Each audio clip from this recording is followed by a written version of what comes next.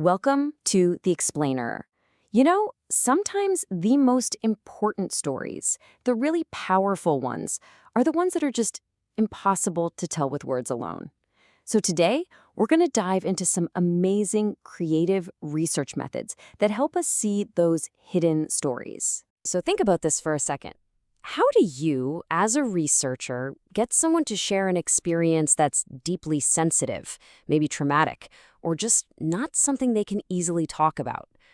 How do you tap into a memory or a feeling that doesn't have a simple vocabulary?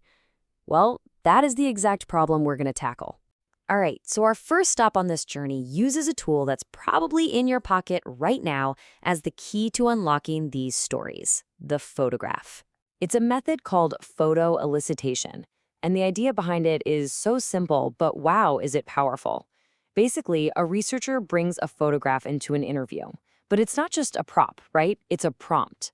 It acts as this incredible catalyst that can spark memories, trigger emotions, and bring out a level of detail that a normal, question and answer session might never ever get to. So when does this method really shine?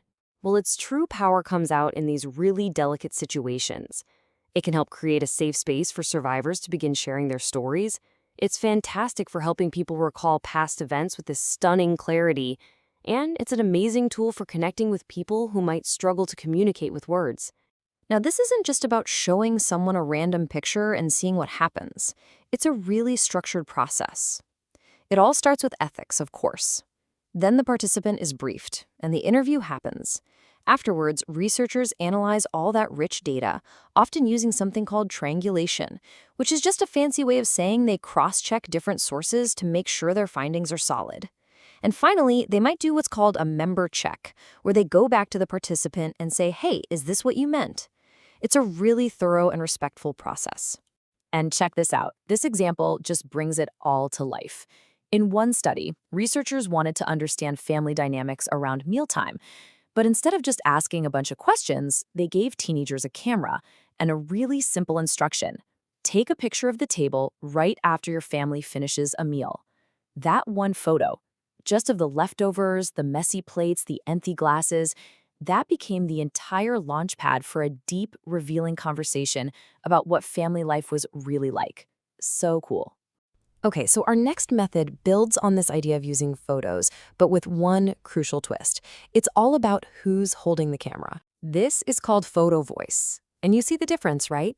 In this case, the researcher doesn't bring the photo. They actually hand over the camera. The participants themselves become the photographers. They become the storytellers.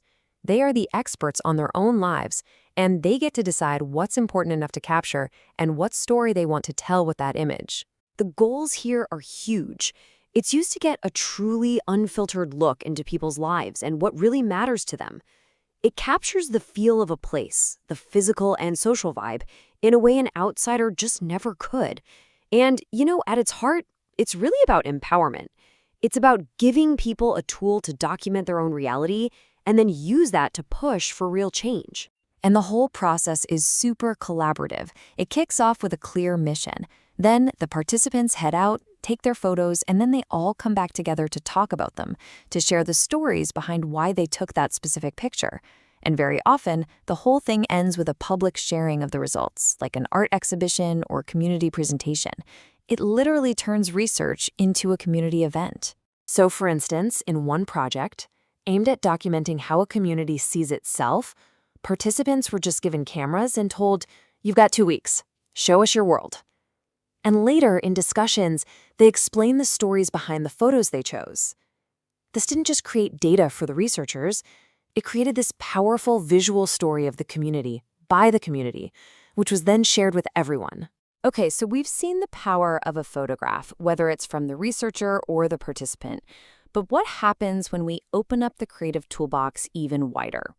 Well, that brings us to our third set of methods, which moves us beyond the camera lens and into the incredible world of art. So, art-based methods use all kinds of creative expression. We're talking drawing, painting, collage, you name it, as a core part of the research.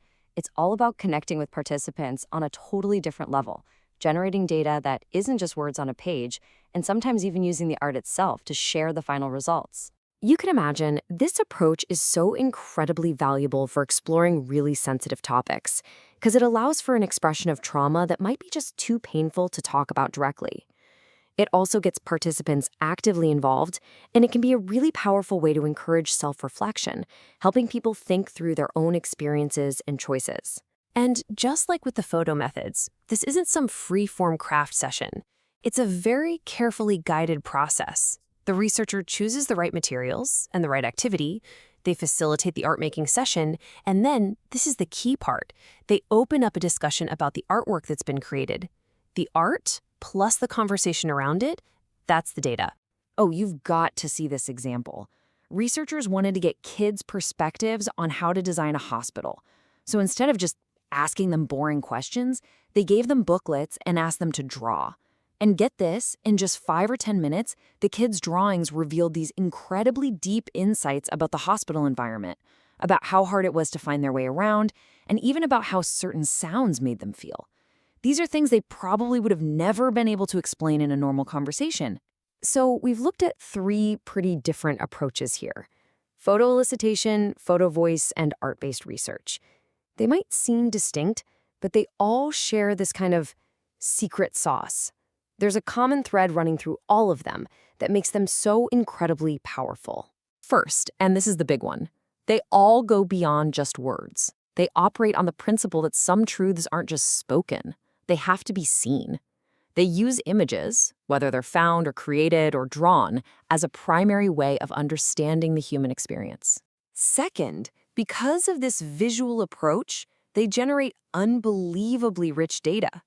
Think about it. A single image can hold layers and layers of meaning, emotion, and context. It can unlock a level of detail and nuance that a simple interview question could just never get to. Third, they absolutely require active engagement. Participants aren't just sitting there answering questions. They're doing something. They're creating, they're reflecting, they're capturing a moment. And this totally transforms them from being passive subjects into being active partners in the research itself. And finally, and this is so important, the photo or the drawing itself is not the final answer. The real work actually begins with interpretation.